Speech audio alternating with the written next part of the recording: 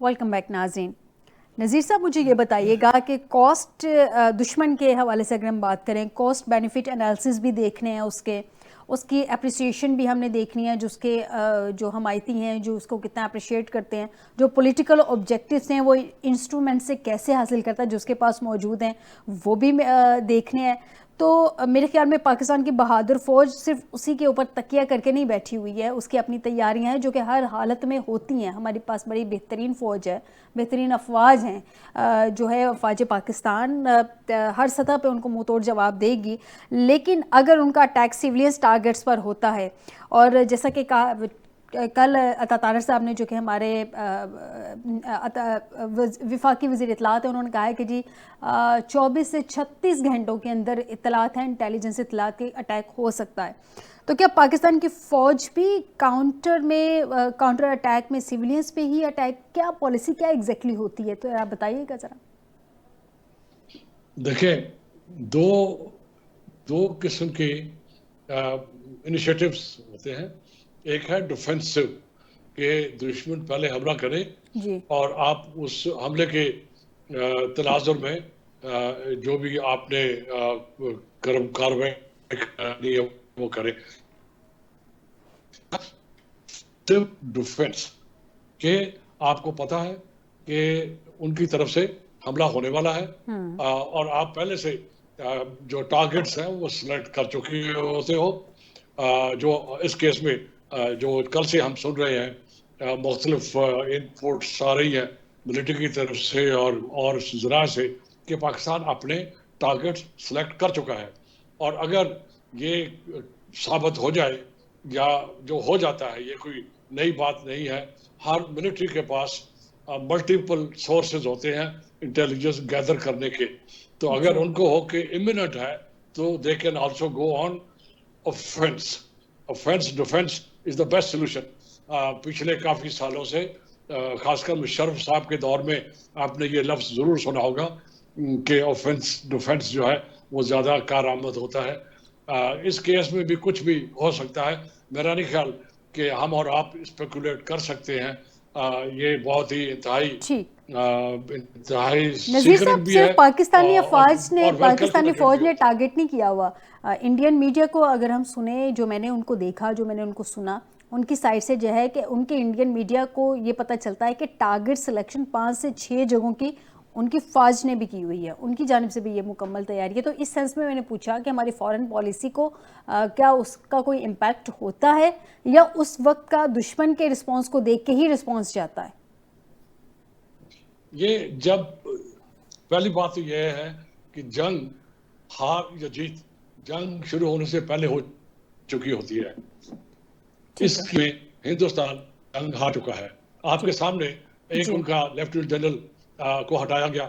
آپ کے شاید نظر سے یہ بھی گزرا ہے کہ آج جو ان کا نیشنل سیکورٹی ایڈوائزر ہے اس کو بھی ہٹا دیا گیا ہے. جی بالکل. اس کی جگہ پہ ایک اور نیشنل سیکورٹی ایڈوائزر مقرر کر دیا گیا ہے. تو اسی سے آپ اندازہ لگا لیں ان کے رینکس کے اندر اس قسم کی افراتفری ہے اور بے یقینی ہے. جو فوج اور جو گورنمنٹ، جو کنٹری یہ بھی فیصلہ نہ کر سکے کہ اس کی فوج کو کمانڈ کس نے کرنا ہے. یہ جو ناردرن کمانڈ ہے، جو جنرل کمار میرے خیال میں نام تھا ان کا، جن کو ہٹایا گیا ہے، اس نے ریفیوز کیا کہ نہیں، یہ جو بھی انسیڈنٹ ہے اس میں پاکستان کا کوئی ہاتھ نہیں ہے، ہمارے پاس کوئی ایویڈنس نہیں ہے. تو یہ دنیا کو سمجھ آ چکی ہے. ایک اور چیز ہم کہتے جائیں لیکن پھر ہم دوبارہ آپ بار بار جنگ کی بات کر رہی ہیں، یہ بھی دنیا کو بھی دیکھنا ہوگا اور انڈیا کو باور کروانا ہوگا کہ کشمیری کیوں اس طرح انڈیا کے خلاف ہیں. چاہے وہ کہیں بھی ملک سے باہر کشمیری ہوں یا ملک کے اندر کشمیری ہوں. 70 سال ہو گئے یہ قوم بے عزت ہو رہی ہے، یہ قوم مار کھا رہی ہے، یہ قوم اپنے گھر بار لوٹا رہی ہے، یہ قوم خون دے رہی ہے. لیکن ایک ہندو ہے جو کہ زبردستی ڈنڈے کے زور پہ، گن کے زور کے اوپر ان پہ مسلط ہوا ہے. اس میں آپ بالکل نہ بھولیں گلوبل کمیونٹی کو یاد دلانے کے لیے کہ اس جنگ میں اس خون میں، اس خون خرابے میں گلوبل کمیونٹی کا بھی ہاتھ ہے. یہ کیوں یونائٹڈ نیشنز اور سیکورٹی کونسل 70 سال سے یہ کشمیر کا ایشو کیوں نہیں ریزالو کر پائے؟ جب آپ نے اور سے ایشوز ہیں جہاں پر مسلمان نہیں انوالو، آپ نے وہ آپ نے ریزالو کروا لیے، لیکن فلسطین کیوں نہیں ریزالو ہوا؟ یہ کیوں نہیں ریزالو ہوا؟ لہٰذا یہ بھی چیز اگر گورنمنٹ لیول پہ یہ بات کم کی جاتی ہے تو میرے خیال میں میڈیا کے لیول کے اوپر اس کے اوپر بھی ضرور بات ہونی چاہیے. بالکل درست کہہ رہے ہیں نذیر صاحب، بالکل درست کہہ رہے ہیں. جی جی، یہ جو باعث ہے اس کو بھی ختم ہونا چاہیے. یہ باعث بھی ختم ہونا چاہیے. میاں صاحب سے جانتے ہیں. میاں صاحب مجھے یہ بتائیے کہ اب یہ چونکہ اندرونی دباؤ بڑھتا جا رہا ہے مودی سرکار پہ، کیونکہ کھل کے پروپیگنڈا سامنے آ گیا نا، ہر چیز کھل کے. پاکستان نے جو ہمارے D G I S P R صاحب نے پریس کانفرنس پہلے بھی کی ہے، اس میں بھی ود ایویڈنس انہوں نے ہر چیز سامنے رکھی ہے. ابھی بھی جو پریس کانفرنس چل رہی ہے اس میں بھی کلیئر کٹ سارے ایویڈنس سامنے رکھے ہیں. فالس فلیگ آپریشن اس لیے کہا جا رہا ہے کہ ان کی جانب سے کوئی بھی نہ تو سوال کا جواب دیا جا رہا ہے، نہ کوئی ایویڈنس سامنے رکھا جا رہا ہے، صرف جو زبانی جمع خرچ ہے وہ کیا جا رہا ہے. کسی پہ بھی آپ الزام لگا دیں، زبانی جمع خرچ جس حد تک لے جائے وہ ان کی مرضی ہے، اس پہ تو کچھ نہیں کہا جا سکتا. اب آپ کو لگتا ہے کہ مودی پر اندرونی دباؤ بڑھنے کا نتیجہ کچھ اور نکل سکتا ہے، یا دو آپشن ہے نا، یا تو وہ پیچھے ہٹ جائے گا یا وہ اس حد تک فرسٹریشن میں آگے بڑھ جائے گا کہ وہ اٹیک کر دے گا؟ جو فی الحال کی انٹیلیجنس اطلاعات ہیں، آپ کے خیال میں دونوں میں کون سا آپشن آئے گا؟ دنیا میں جتنی بھی اس طرح کی جنگی کارروائیاں ہوتی ہیں نا، تو اس میں ظاہر ہے جو آرمڈ فورسز ہیں ان کا تو ان پٹ جو ہے، جیسے اب کہا گیا کہ جی ان کو ہم نے اجازت دے دی مودی سرکار نے کہ جی آپ پھر ٹارگٹ سلیکٹ کریں، ٹائمنگ سلیکٹ کریں، اور اس کا سکیل بھی آپ کی اب چوائس ہے. لیکن اب ایک لیفٹیننٹ جنرل آپ نے کہا میرے پاس تو یہ میرے ذرائع سے یہ میرے علم میں بات آئی ہے کہ ایئر فورس کے بھی کچھ جو سینئرز ہیں، ٹاپ رینکنگ کچھ لوگ، انہوں نے کہا جی کہ اس کی بمبارڈمنٹ بھی کرنی جو ہے اس کے بھی بڑی ڈیواسٹیشن ہوگی اور اس کا بیک لیش بڑھائے گا. اس کا میں جو اپنے ذرائع سے جو میں اس میں کرتا رہا ہوں ریسرچ، مجھے یہ بات سمجھ آ رہی ہے کہ پاکستان کے پاس خاص طور پہ باوجود اس کے کہ 1:3 یا 1:4 کی ہماری پیرٹی ہے ہمارے آرمامنٹس میں، ہمارے ایکوپمنٹ میں اور بھارت میں، یعنی وہ ہم سے 3 گنا یا 4 گنا بڑا ہے بہت سے آرمامنٹس میں، including the air defence system. لیکن ہمارا جو ایئر ڈیفنس سسٹم ہے ایئر فورس کا، وہ بہت زیادہ پریسیجن والا ہے، بہترین ہے. اور خاص طور پہ میں نے شاید آپ کے پہلے بھی پروگرام میں کہا تھا کہ میں نے چائنا کے ایمبیسڈر کا جب انٹرویو کیا تو میں نے کہا excellency what is the mainstay of Pak China relations? انہوں نے کہا جی defence, military to military relations, یہ ان کا لفظ تھا. اور اسی کے تناظر میں جب میں ایئر ویپنز کمپلیکس گیا اور اسٹریٹجک پلانز ڈویژن بھی جا کے میں نے دیکھا، تو میں نے وہ واقعتاً بھارت کے بہت سے شہر جو ہیں مارک ہوئے، ان کا نام بھی لکھا ہوا، ساتھ لائنیں ڈرا ہوئی تھی جو آپس میں انٹرسیکٹ کر رہی تھی. تو یہ تو ہر ان کے ہاں بھی سسٹم ہے، ان کے پاس ہمارا پورا ڈیٹا ہوتا ہے، ہماری پریپیئرنیس کو بھی دیکھتے ہیں. جب دو قومیں متحارب پوزیشن میں ہوتی ہیں تو پھر اس کو ذرا اور بڑھا دیا جاتا ہے، سرویلنس کو اور آپ کی جو ہوتی ہے ریکی کو. لیکن اصل بات یہ ہے کہ ایک تو بھارت کے اندر یہ بھی ڈسینشن پائی جا رہی ہے کہ ان کے آرمڈ فورسز میں اس طرح کی جیسے آوازیں اٹھ رہی ہیں ایئر فورس کی طرف سے، جیسے میں نے سنا ہے اس طرح وہ جو لیفٹیننٹ جنرل کا آپ کہہ رہے ہیں. پھر اسی کو سامنے رکھتے ہوئے پہلے قومی سلامتی کمیٹی نے تو ان کی کہہ دیا کہ جی گو ہیڈ. اب آپ کو پتا ہے کہ لیٹسٹ خبر آئی کہ انہوں نے ایک ایڈوائزری بورڈ بنا دی ہے. اب ایڈوائزری بورڈ مودی صاحب نے بنایا جس کو لوگ کہتے ہیں کہ سیکنڈ تھاٹ ہے، یعنی سیکنڈ تھاٹ اب آ گئی ہے کہ جناب یہ کچھ غلط نہ ہو جائے. اب دیکھیں ڈیواسٹیشن، دیکھو جنگ جو ہوتی ہے نا، میں نہیں یہ سمجھتا حماس کی اور اسرائیل کی کوئی جنگ تو نہیں ہے نا جی. وہ تو میں نے پہلے بھی کہا جنگ تو ہوتی ہے جو 18, 19, 20 کا کوئی فرق ہو دو ممالک میں یا فوجوں میں ہو، 1:2 یہاں کے پوری فوج ہو. حماس تو ایک مکمل ریجیمنٹڈ ایک آرگنائزڈ فوج تو نہیں ہے. پاکستان کا تو ایک پورا آرگنائزڈ سیٹ اپ ہے جس میں آپ کی آرمامنٹس ہیں، آپ کا بیٹل ہارڈنڈ آرمی ہے، آپ کی آرمڈ فورسز کی اچھی خاصی تعداد ہے، ڈپلائمنٹ ہے، سرویلنس ہے، آپ کی ایجنسیوں کے پاس رپورٹس ہیں، آپ کو بھارت کے بہت سے جو سافٹ انڈر بیلی کے ٹارگٹس ہیں اس کا پتہ ہے. پھر آپ کا جو ایئر ویپنز کا سسٹم ہے وہ بہت جدید ہے. میں آج پڑھ رہا تھا کہ پاکستان کے پاس 20 کم سے کم جو چیز اناؤنس ہوئی ہے، J-10C تیار ہیں جو چین کی طرف سے ہمیں یہاں پہ تو مینوفیکچر بھی ہوتے ہیں نا جی، اسمبلنگ ہوتی ہے اس کی، تو وہ دنیا کے جدید ترین تیاروں میں شمار ہوتے ہیں فائٹر.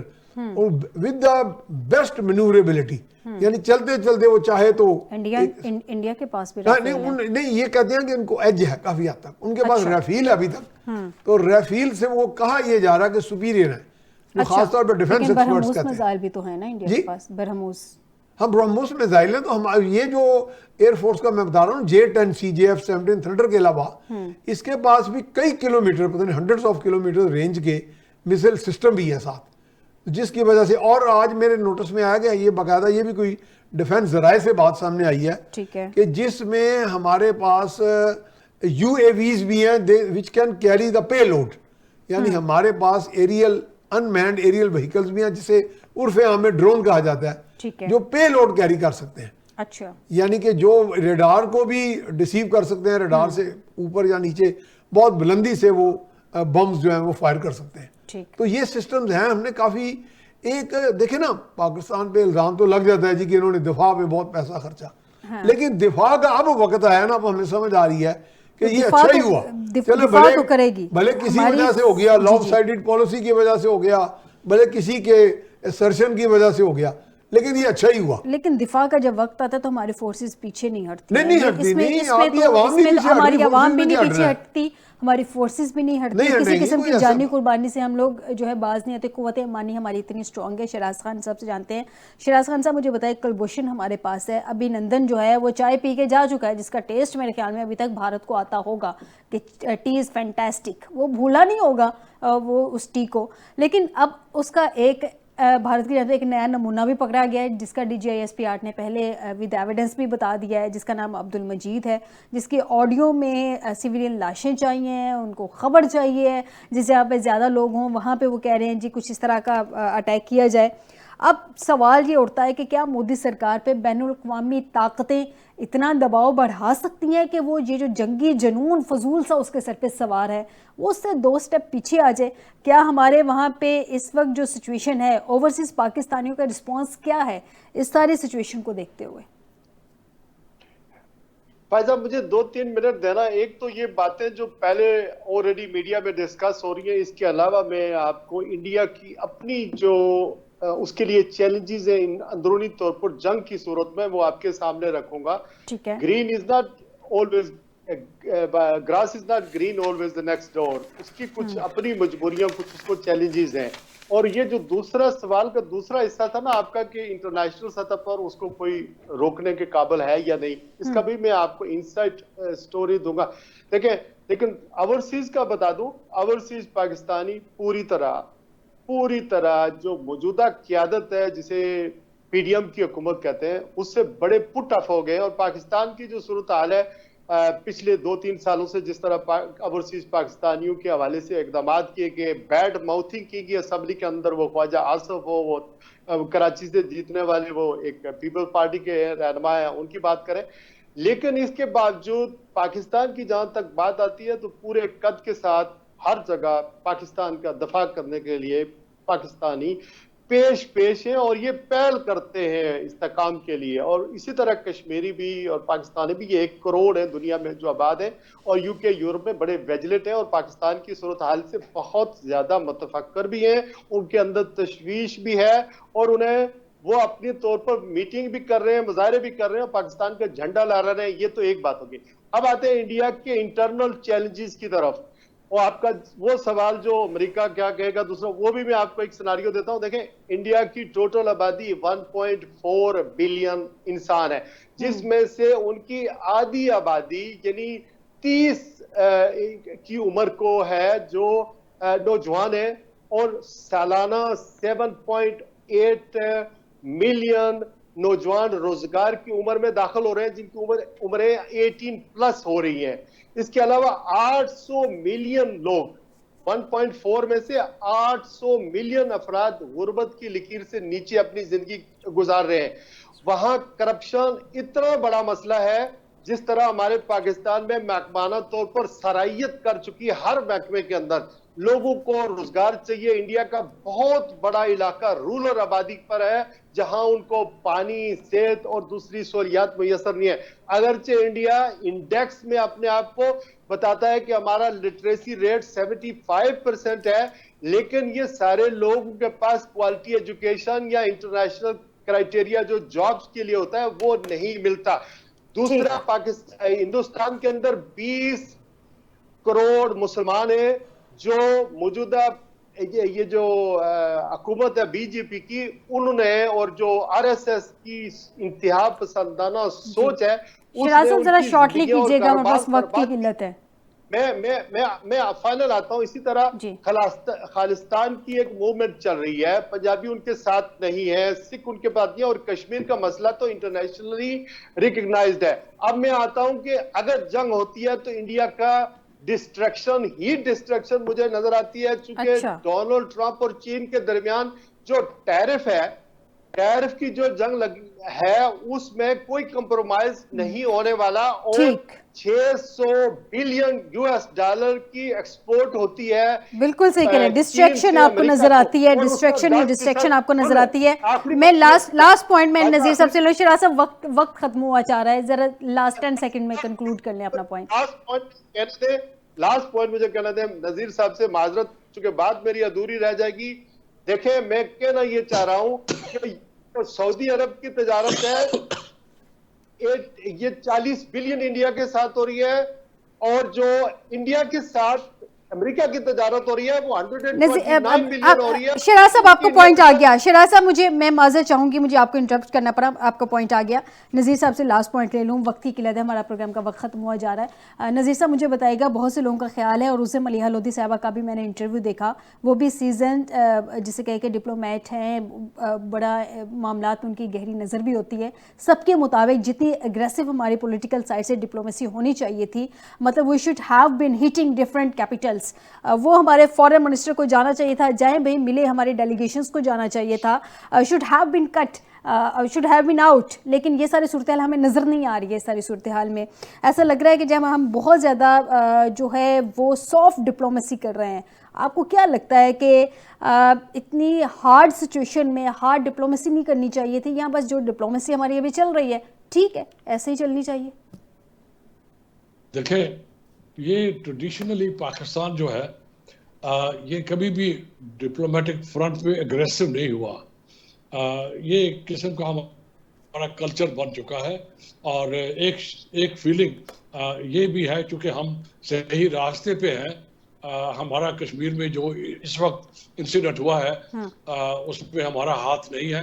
لیکن آپ کی بات سے میں ایگری کرتا ہوں کہ from very beginning, from the word go, یہ جاننا چاہیے تھا ان کو کہ ہندو بہت شاطر اور چالاک قوم ہے. خاص کر یہ جو آر ایس ایس اور بی جے پی والے ہیں، یہ تو طوفان ابھی دور ہوتا ہے تو یہ شور شروع کر دیتے ہیں. اس کے اوپر ہماری ڈپلومیسی کو اور بھی ایکٹیو ہونا چاہیے. اس کے یہ تو ہو گیا پچھلی دفعہ پاسٹ کی بات. میں آپ سے مستقبل کی بات بھی کرنا چاہتا ہوں. یہ جو انڈس واٹر ٹریٹی، اس کو جو انہوں نے بینچ میں رکھا ہے، اور جس قسم کی ان کی 370 اور 35A ہے، یہ آخر میں آ کے غزہ بننے جا رہا ہے. یہ پورے کا پورا علاقہ چپ کر کے نہیں بیٹھے گا. یہاں پر غزہ بنے جا رہا ہے، خدا نہ خواستہ پاکستان کی بات کر رہے ہیں آپ؟ ہوگی. میں آکوپائڈ جموں اینڈ کشمیر کی بات کر رہا ہوں، کیونکہ وہاں کی جو لوگ ہیں آکوپائڈ جموں اینڈ کشمیر کے لوگ، دیکھیں وہ ایک قوم ہے. بالکل ٹھیک کہہ رہے ہیں آپ کا پوائنٹ آ گیا نذیر صاحب. وقت ختم ہو گیا، معذرت کے ساتھ آپ کو مجھے انٹرپٹ کرنا پڑا. ناظرین، سچویشن کچھ اس طرح کی ہے کہ ڈسکشن اور بھی بہت ساری کرنی تھی، بہت اہم پوائنٹس تھے جو ابھی ڈسکس کرنے والے تھے، لیکن چونکہ ہمارے پاس بڑا لمیٹڈ ٹائم تھا تو لہٰذا آپ کے سامنے جتنا ہم میکسیمم رکھ سکے ہم نے وہ ڈسکشن کی. امید کرتے ہیں کہ بھارت ہوش کے ناخن لے گا، اور اس طرح کی، کیونکہ دونوں نیوکلیئر اس وقت پارٹس ہیں، دونوں ممالک اس طرح کی کسی بھی جنگی جنون میں آ کے کوئی بھی بدحواسی کا فیصلہ نہیں کرے گا. آج کے پروگرام سے دیجیے گئی اجازت اس دعا کے ساتھ کہ ہر آنے والا دن پاکستان اور پاکستانیوں کے حق میں بہتر ہو. تینوں پینلسٹ کا شکریہ ادا کروں گی. بشرط زندگی آپ سے دوبارہ ملاقات ہوگی. اپنا خیال رکھیے گا. اللہ حافظ.